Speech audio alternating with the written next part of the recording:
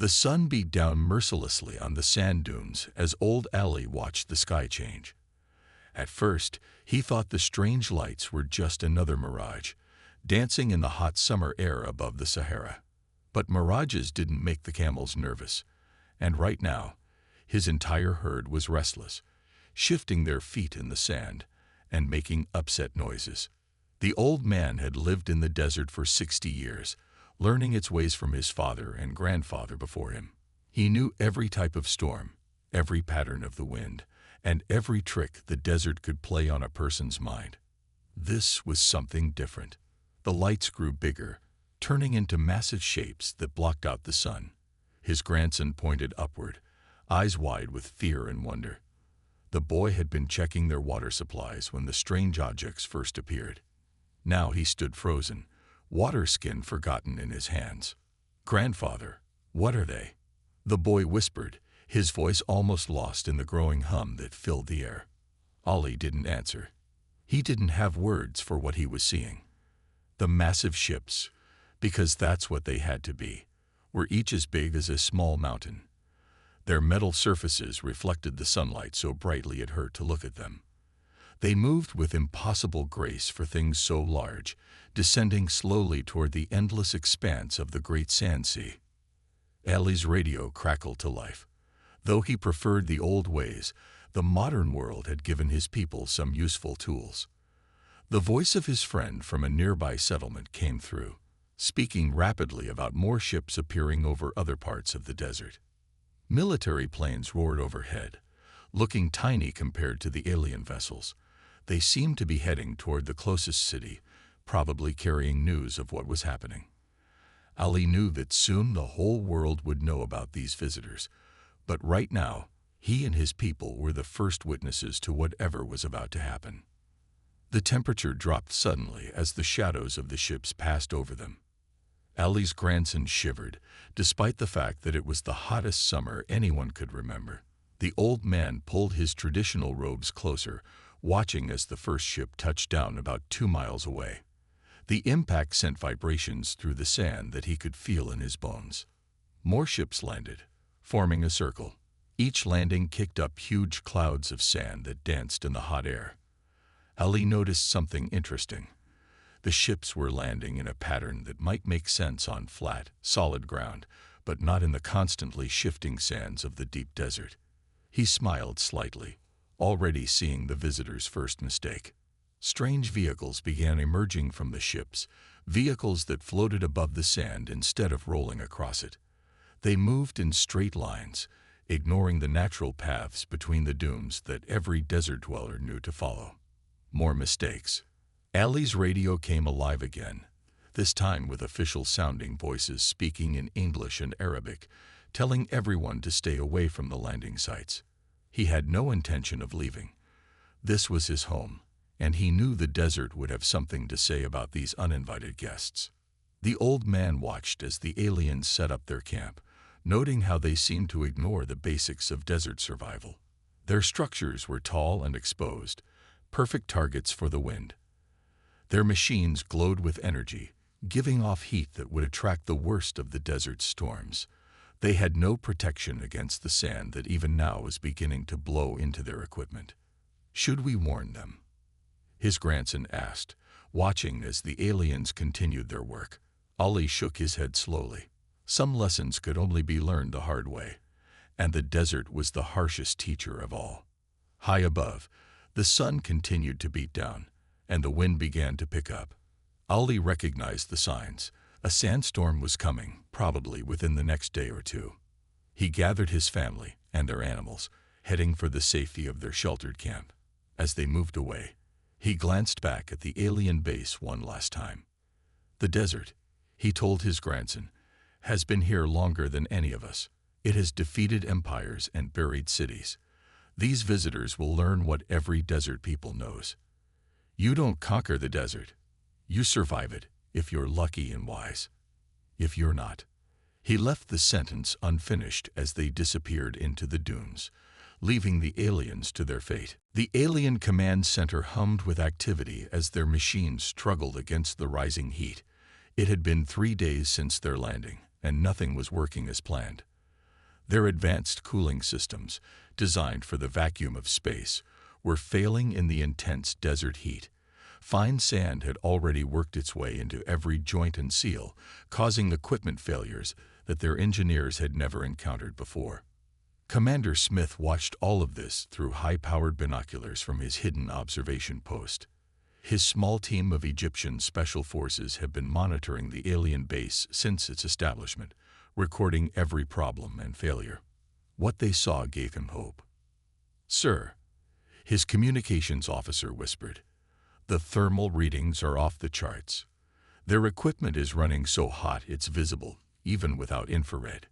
Smith nodded, making another note in his already full notebook. The aliens' technology seemed to produce enormous amounts of heat, which was exactly the wrong thing to do in an environment that was already trying to cook you alive. Through his binoculars, Smith watched as another alien vehicle returned from patrol. Like the others before it, this one showed signs of wear. Its once smooth surface was scratched from the sand, and its anti-gravity systems flickered occasionally, causing it to bump against the dunes.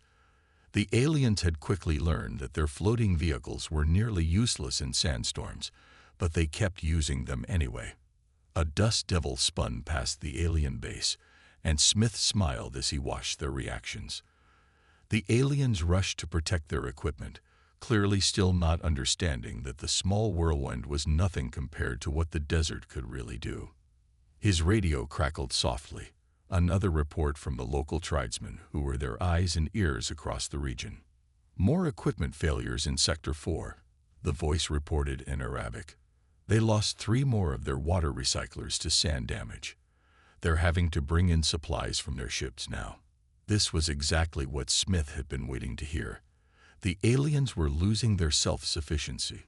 The sun climbed higher, and the temperature rose even more. Smith's team was comfortable in their underground observation post, built using generations of desert warfare knowledge. They had water, shade, and proper ventilation.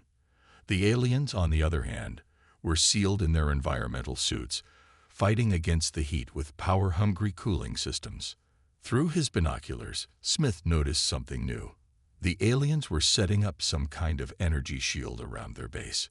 The massive shield generators were sinking slightly into the sand, their weight too much for the unstable surface. Another mistake. Everything heavy sank in the desert eventually. One of the alien leaders emerged from their command center, its environmental suit gleaming in the sunlight. The alien gave orders, and more equipment was unloaded from the ships. They were expanding their base, preparing for what Smith assumed would be the start of their actual invasion. "They still think they can win this," Smith muttered to himself. He'd fought in the desert for 20 years, and he'd seen better prepared human armies fail against its power. These aliens, for all their advanced technology, were making mistakes that even rookie soldiers knew to avoid. A local guide named Hassan crawled into the observation post, bringing news from the nearby tribes. "The storms are coming," he said simply, pointing to the horizon. Smith followed his gesture and saw the telltale signs: a strange stillness in the air, a faint haze on the horizon, birds flying low and fast. "How long?" Smith asked, though he already knew the answer. He'd learned to read the desert's moods almost as well as the locals. 2 days, maybe 3, Hassan replied. "This will be a big one. The desert is angry." Smith radioed his superiors with an update. The aliens were expanding their base, making themselves more vulnerable with every passing hour. They had no idea what was coming. The storm would hit them from the south, the direction their sensors showed the least activity.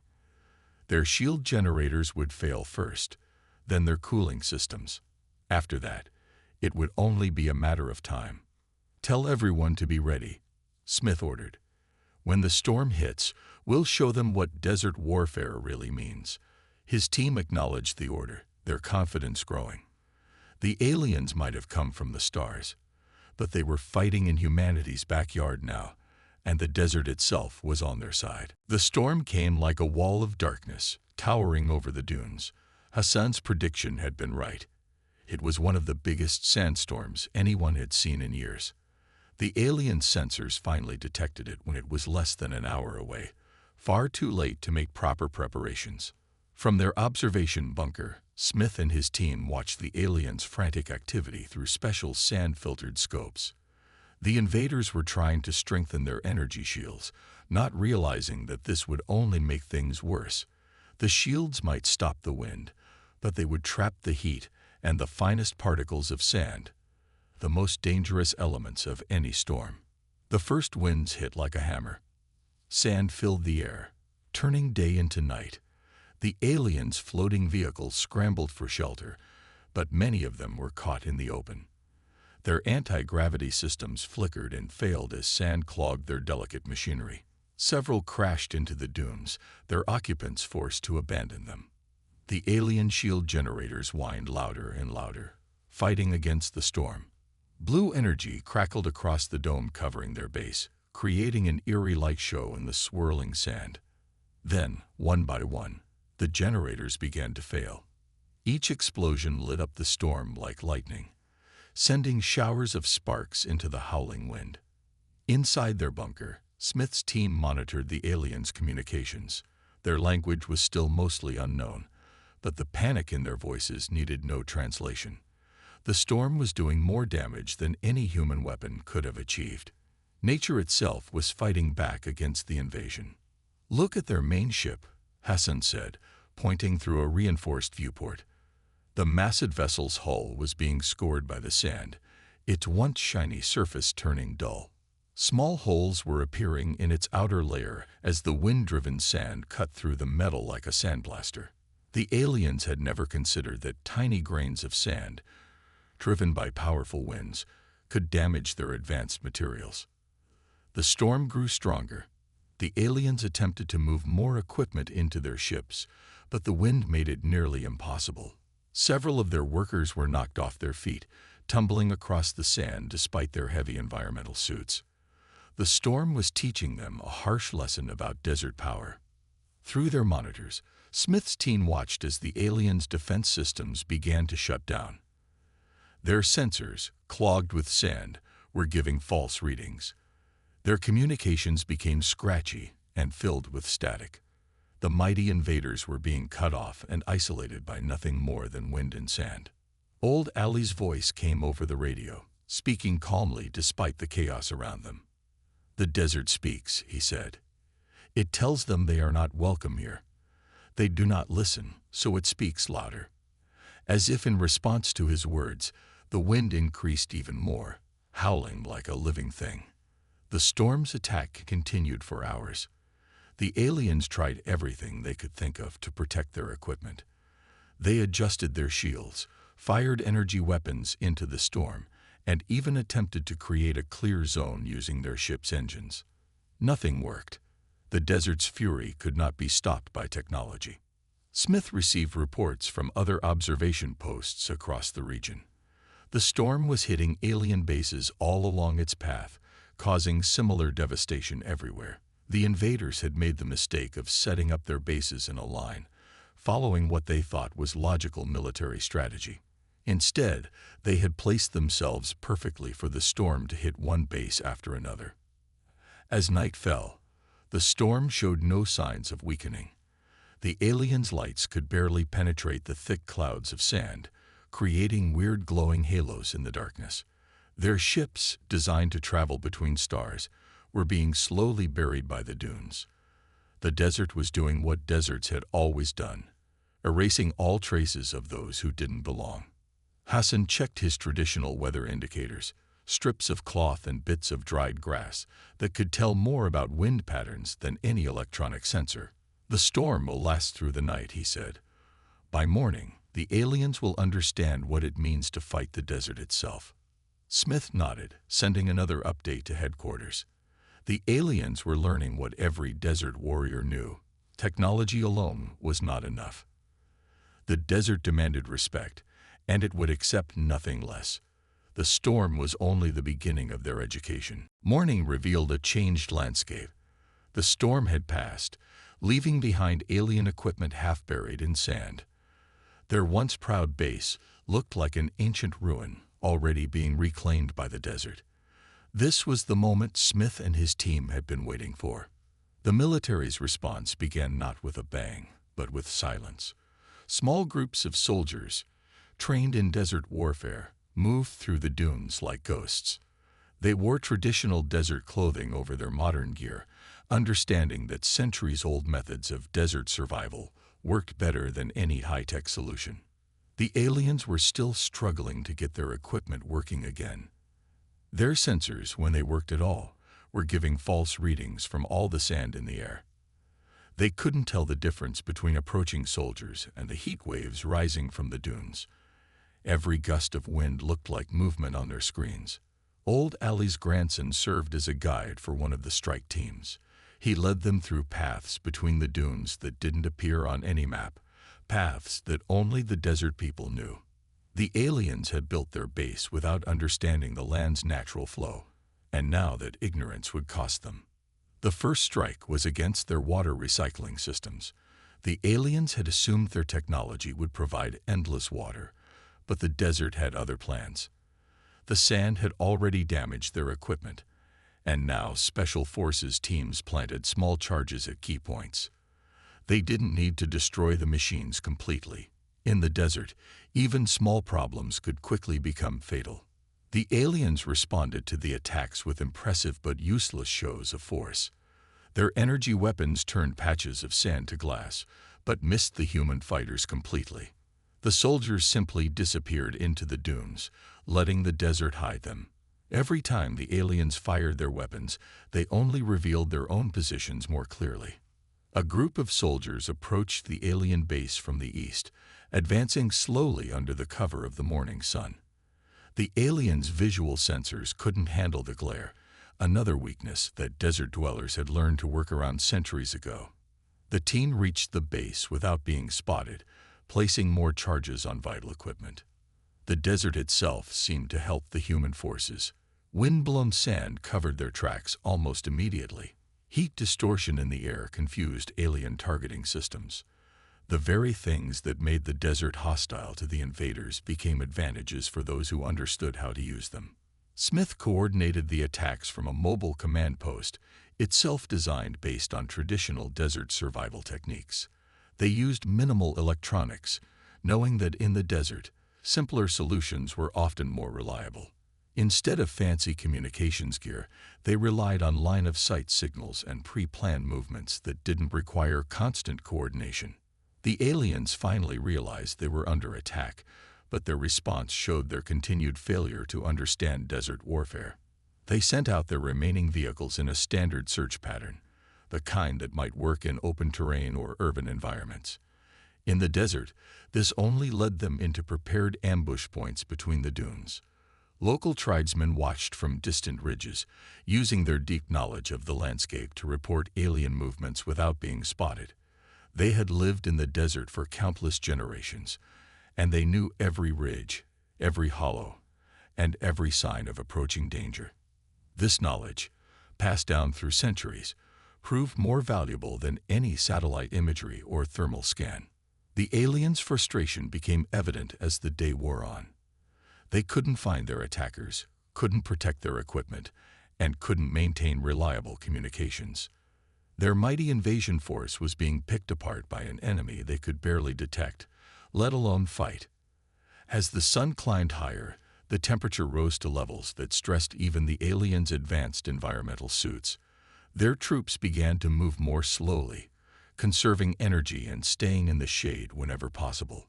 The humans, despite their simpler gear, moved freely across the landscape, protected by their understanding of desert survival.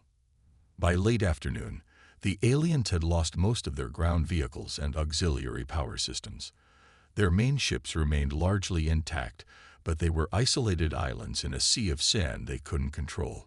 The desert had given humanity the advantage, and they had used it perfectly.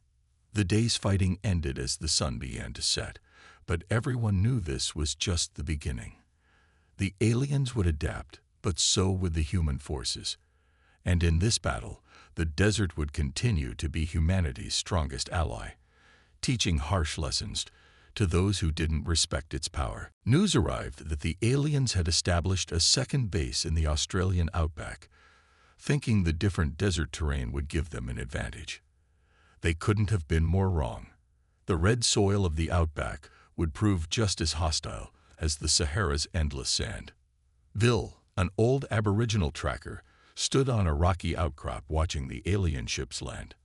Unlike the Sahara's open dunes, the outback offered its own challenges: deadly wildlife, extreme temperature shifts, and a landscape that could confuse even the most sophisticated navigation systems. The aliens had chosen to land near an ancient dry river, not realizing that the area was prone to sudden flash floods when the rare rains came. The morning sky held hints of distant storms, a sign that the desert was preparing another nasty surprise for the invaders. Military command had learned from the Sahara experience. Instead of waiting for the aliens to establish their base, they moved immediately. Teams of special forces, guided by Aboriginal experts, were already in position before the aliens finished landing. They wore advanced camouflage suits designed to match the red earth, but it was the traditional Aboriginal techniques of moving across the land that made them truly invisible. The aliens began unloading their equipment, still not adapting to the desert environment. Their machines struggled with the fine red dust that was even more penetrating than Saharan sand.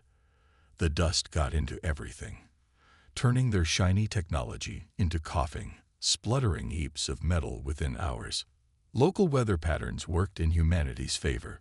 Hot air from the desert's center met cooler coastal winds, creating massive dust storms that the locals called red blasters. These storms carried the red soil high into the air, coating everything in their path.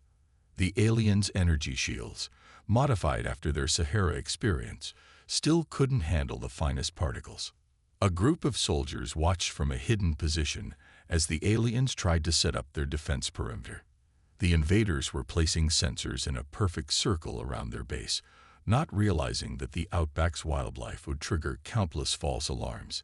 Kangaroos, emus, and even small lizards would keep their security systems in constant confusion. The temperature rose to brutal levels as noon approached. The aliens' cooling systems, already taxed by the heat, began failing one by one. Their ships' hulls expanded in the heat, creating gaps that let in more of the red dust. It was like the desert itself was finding ways to infiltrate their defenses. Bill signaled to the Special Forces team. "Storm's coming," he said simply, pointing to a distant red-brown cloud on the horizon. The soldiers grinned. They had been waiting for this. Unlike in the Sahara, they wouldn't even need to attack directly. The outback would do most of the work for them. The alien commanders noticed the approaching storm too late. They had assumed their modified shields would protect them, but they hadn't counted on the storm's intensity. The wall of red dust hit their base like a solid thing, cutting visibility to zero and overwhelming their filtration systems. As the storm raged, the aliens made their biggest mistake. They tried to move their ships to a higher position, not knowing that the area's soil turned treacherous when disturbed. The massive vessels, already damaged by the dust, began sinking into the ground. Their attempts to power out only made things worse, digging them deeper into the red earth. The human forces watched through special goggles as the aliens' base descended into chaos. Emergency lights flashed through the dust cloud as alarms sounded. The aliens had finally met an environment their technology couldn't overcome. The outback, like the Sahara before it, was proving that Earth's deserts weren't just empty spaces. They were natural fortresses. Radio reports came in from other observation posts. The aliens' backup power systems were failing as dust clogged their cooling vents. Their communications were breaking down as the storm's static overwhelmed their signals. The mighty invasion force was being defeated not by human weapons, but by the simple, unstoppable power of the desert. Bill watched it all with the calm of someone who had spent a lifetime in this harsh land. "The desert remembers," he said quietly. "It remembers everything that came before, and it knows what to do with those who don't belong." As if to emphasize his words, Another wave of red dust swept over the alien base, burying it deeper in the heart of the outback. Reports from both the Sahara and the outback confirmed what everyone had hoped. The aliens were losing their grip. Their mighty ships, designed to cross the vast emptiness of space, were being defeated by microscopic grains of sand and dust. But nature wasn't finished teaching them lessons yet. Weather satellites tracked a massive weather system building over the Sahara. The locals recognized the signs. A haboob was forming, one of the most frightening storms the desert could produce. These massive walls of dust could reach heights of over a mile and stretch for hundreds of miles across the desert. It was nature's ultimate display of power. The alien command detected the approaching storm, but they completely misunderstood its scale. Their remaining sensors, already damaged by previous storms, couldn't comprehend the size of what was coming. They prepared for what they thought would be just another sandstorm. They were wrong. Smith and his team watched from their bunker as the sky turned an impossible color, a mix of brown and black that seemed to swallow the sun. The aliens' base, already weakened by days of combat and storms, lay directly in the haboob's path. Their remaining shields flickered weakly, struggling against the increasing wind. The storm hit like a mountain of sand falling from the sky. The wall of dust towered over everything, making the aliens' largest ships look like toys. Their shields shattered instantly, overwhelmed by the sheer force of wind and sand. Emergency alarms blared across their base, barely audible over the storm's roar. Inside their ships, the aliens fought a losing battle against the desert's fury. Their air filtration systems, designed for the sterile environment of space, clogged within minutes. The finest dust particles found their way through microscopic gaps in their hulls, invading their most sensitive equipment. Machines started failing, one after another. Old Ali's voice crackled over the radio, calm despite the chaos around them. "The desert remembers the old empires," he said. "It buried their cities and scattered their armies. Now it does the same to these visitors from the stars." His words carried the weight of generations who had witnessed the desert's power. The haboob's wind reached speeds that bent metal and shattered glass. The aliens' remaining vehicles, those that hadn't been destroyed in earlier battles, were picked up and tossed around like leaves. Their once mighty base crumbled under the relentless assault of wind and sand, decades of erosion happening in mere hours. Through specialized cameras, Smith's team watched the aliens abandon their outer structures and retreat into their ships. But even these space-worthy vessels weren't safe. The storm found every weakness, every tiny flaw in their construction. Sand worked its way into engine intakes and power systems, turning advanced technology into useless chunks of metal. The storm raged through the night, its fury undiminished. The aliens tried to take off, to escape the trap the desert had become. Several ships managed to lift off, fighting against the wind. But the storm's turbulence proved too much. They were forced back down, some crash-landing in the dunes. Reports came in from the outback, where similar scenes were playing out. The red dust storms had only grown stronger, trapping the aliens in a second natural prison. Earth's deserts, on opposite sides of the world, were working together to defeat the invasion. As dawn approached, the haboob began to weaken, but the damage was done. The aliens' base was almost completely buried. Their ships, the pride of their invasion fleet, lay half submerged in sand, their once smooth hulls scarred and pitted. The mighty invaders had been humbled by the simple elements of wind and sand.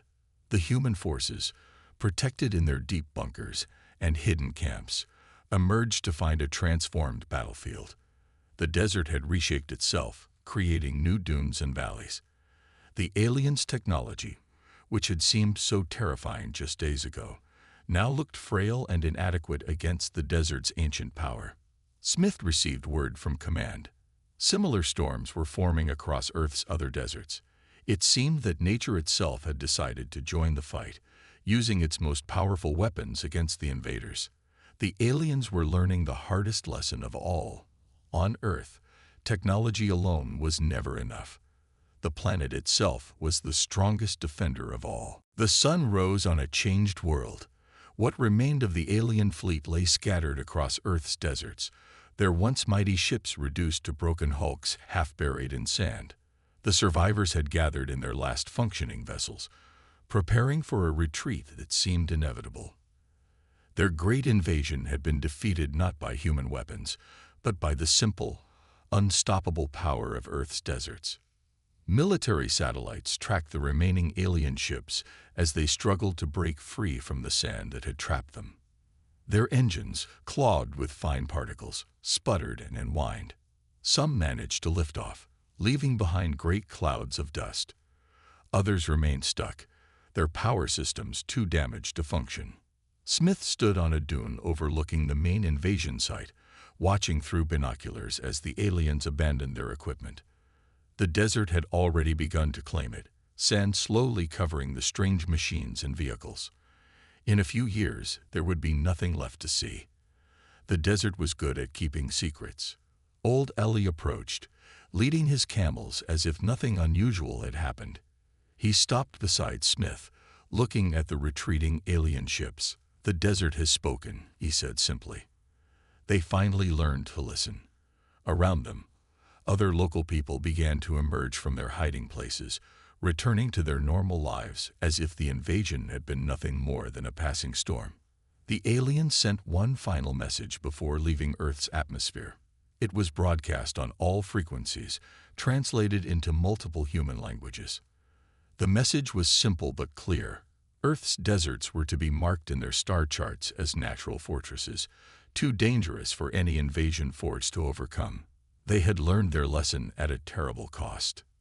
In the Australian outback, Bill and his people performed traditional ceremonies to thank the land for its protection. The red dust was already covering the alien wreckage, the desert returning to its timeless rhythms. Birds and animals returned to their territories, unimpressed by the strange events they had witnessed. Military teams began the work of collecting alien technology for study, but they found less than expected. The desert had done its work thoroughly. Most of the equipment was damaged beyond repair, filled with sand that had worked its way into every crack and seam. It seemed that even in defeat, the desert was protecting Earth by destroying the invaders' technology. Reports came in from other desert regions around the world: the Atacama in Chile, the Namib in Africa, the Arabian Desert. All told the same story. The aliens had underestimated Earth's harshest environments, and those environments had fought back with devastating effectiveness. It was a lesson written in sand and wind, one that would be remembered among the stars. Smith's team recorded everything they could about the invasion and its defeat, but the most important lessons couldn't be written down in military reports. They were the same lessons desert peoples had known for thousands of years, that nature was the greatest power of all, and that true strength came from understanding and respecting that power, not fighting against it. The final alien ship disappeared into the sky, leaving behind only scattered wreckage and disturbed sand. The desert wind picked up, beginning its endless work of reshaping the dunes. Soon, there would be no sign that the aliens had ever been there at all. The desert would keep its secrets, as it had always done. Old Ali's grandson asked him if he thought the aliens would ever return. The old man smiled and pointed to the sand beneath their feet. "They learned what all must learn," he said. "The desert takes no sides and gives no mercy. It simply is. Those who understand this may survive. Those who don't." He let the wind finish his sentence. Around the world, military leaders studied the lessons of the invasion. They had learned that Earth's greatest defense wasn't advanced technology or powerful weapons. It was the planet itself. The deserts, mountains, oceans, and jungles were natural fortresses, each with their own ways of fighting back against those who didn't belong. As the days passed, life in the desert returned to normal. The dunes shifted, the wind blew, and the sun beat down as it had for millions of years. But now there was a new story for the desert people to tell, a story of how their ancient home had defeated visitors from the stars, teaching them a lesson that would be remembered across the galaxy. The desert had taught its hardest lesson, and the stars themselves had learned to listen.